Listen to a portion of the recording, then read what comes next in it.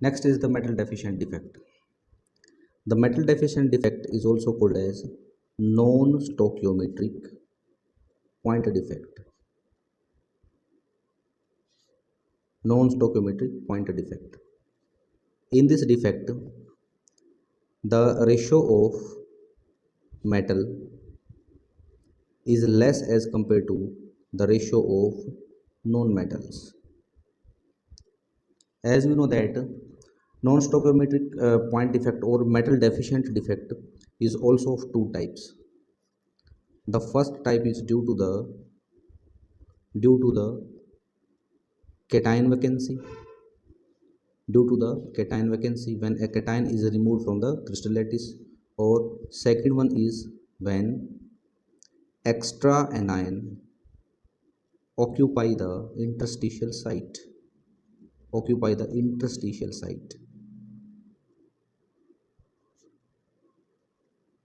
Let's take the first example, metal deficient defect due to the cation vacancy.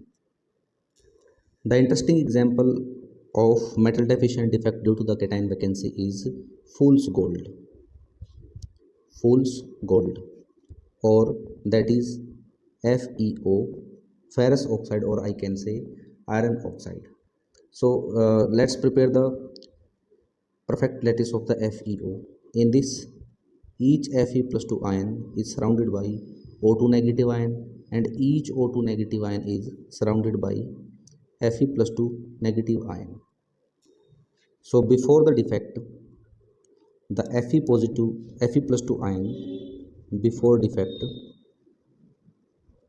Fe+2 ion in this pure crystal lattice is 6, and O2 negative ion in this pure crystal lattice is also 6. The positive charge is 6 into 2, that is plus 12, and the negative charge is also 6 into minus 2, that is minus 12. So total positive charge is equal to the total negative charge. So before the defect, this crystal is ionically neutral crystal.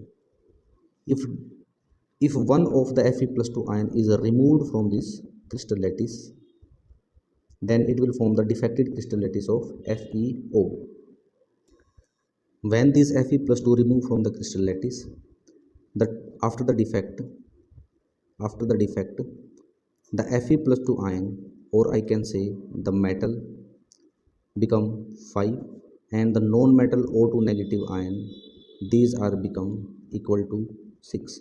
So total positive charge will become plus 10, and total negative charge will become minus 12.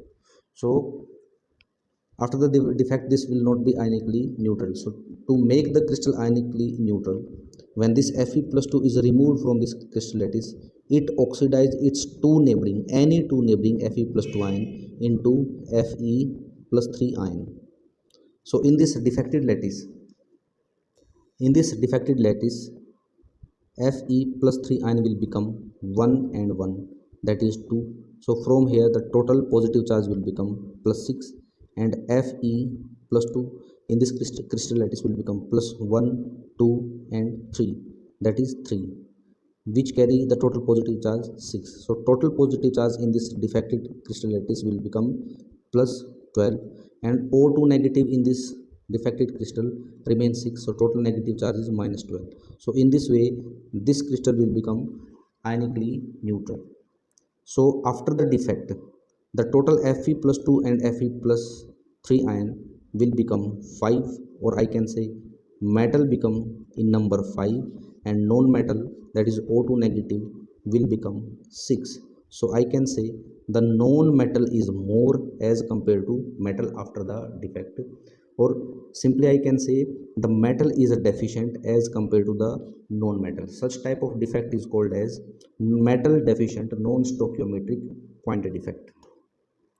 So this Fe+2 and these Fe+3 transfer their electron continuously. This Fe+2 donates one electron to this will become Fe+2, and this will become Fe+3. When this will become Fe+3, its neighboring Fe+2 again donates its electron to Fe+2. In that case, this Fe+3 will become Fe+2, and this Fe+2 will become Fe+3 after donation of the electron. So in this defected crystal lattice, we can say that the electron are transferring from the neighboring Fe+2 and Fe+3 ion, due to which, or due to the transfer of the electron in the defected crystal, this defected crystals gives us a color like as gold, that is gives us golden yellow color, which looks like the gold metal. In actual, this defected crystal is not the pure gold, that is Au metal, but after the defect it seems like, or it gives color like the gold. That's why this defective FeO is also called as fool's gold, that is fool's gold. In case of FeO, the defective crystal, FeO is 0.96 and O is 1. So I can say the metal is less than 1 and non-metal is 1. So this is the metal deficient non-stoichiometric point defect. The metal deficient non-stoichiometric point defect can be when an extra anion occupy the interstitial site. Supposed to be we are having a pure crystal lattice, that is A positive, B negative, and in this crystal every A positive is surrounded by B negative and B negative is surrounded by A positive.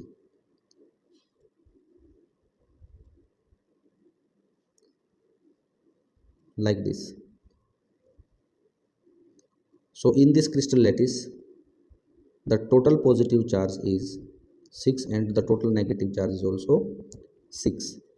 The metal A positive is 6 and non-metal B negative is also 6. The simplest ratio is 1:1. So I can say before the defect, the stoichiometry is maintained, total metal ion is equal to total non-metal ion, or the total positive charge is equal to the total negative charge. So before the defect, the ionic neutrality is also maintained. When an extra cation, that anion, that is B negative, occupy this interstitial site. In this case, the A positive will become 6 and B negative will become 7.